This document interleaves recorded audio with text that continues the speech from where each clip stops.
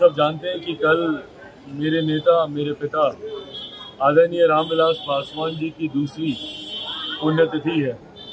कल उनको गए हुए 2 साल हो जाएंगे और ये 2 साल लोक जनशक्ति पार्टी रामविलास मेरे लिए, मेरे परिवार के लिए कई मायनों में कठिन साल ये रहे।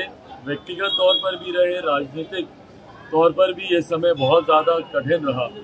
पर बहरहाल मैंने मेरे नेता से, बिहार की जनता से ये वादा किया था, हम लोगों ने की थी जब हाजीपुर में हम लोगों ने उनकी एक आदमकद प्रतिमा उनके जयंती दिवस पर हम लोगों ने लगाई और उसी दिन इस बात की भी घोषणा की थी कि उनकी पुण्यतिथि पर हम लोग उनकी आदमकद प्रतिमा हमारे पैतृक गांव शहर बन्नी में हम लोग लगाएंगे।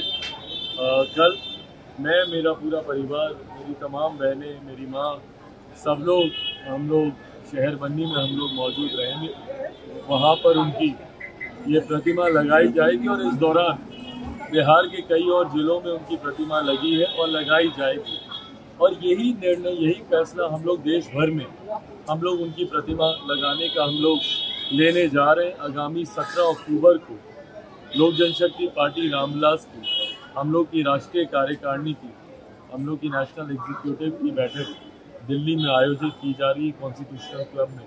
17 अक्टूबर को हम लोग ये बैठक आयोजित करेंगे जिसमें ये फैसला भी लिया जाएगा कि देश के हर एक प्रदेश में उनकी ऐसी ही आदमकद प्रतिमा लगाई जाए। कई राज्यों में उनकी प्रतिमा लगभग बन के तैयार है, जगह का भी चयन हम लोगों ने कर लिया है, तो उनकी ये प्रतिमा लगे। ये जिम्मेदारी, देखिए प्रतिमा लगाना महज किसी को सम्मान देने मात्र घर ही सीमित नहीं रहती। प्रतिमा जब लगती है तो आने वाली पीढ़ी उस प्रतिमा को देखकर उनसे सीख लेती है, उनके किए गए कार्य को याद करती है। मैंने ये उम्मीद की थी कि संभवतः राज्य सरकार, भाई हमारे प्रदेश के बड़े नेताओं में से एक, मेरे पिता है, मैं इसलिए नहीं बोल रहा, हकीकत है, हमारे प्रदेश के बड़े नेताओं में से एक हमारे नेता आदरणीय रामविलास पासवान जी रहे। 2 बार उनका नाम Guinness book of world record में दर्ज किया गया।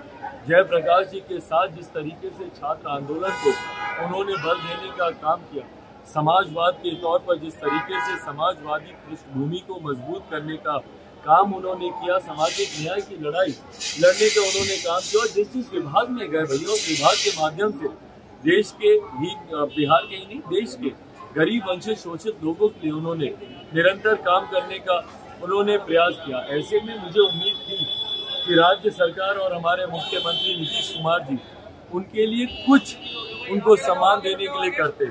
अगर वो स्मारक नहीं भी अगर उनके लिए बना पाते, उनके नाम पर कोई घोषणा नहीं भी कर पाते, तो कम से कम उनकी एक प्रतिमा बिहार में वो जरूर लगाने का काम करते। पर जिस तरीके से राज्य सरकार ने पूरी तरीके से उदासीन रवैया दिखाने का काम किया हमारे नेता आदरणीय रामविलास पासवान जी के प्रति,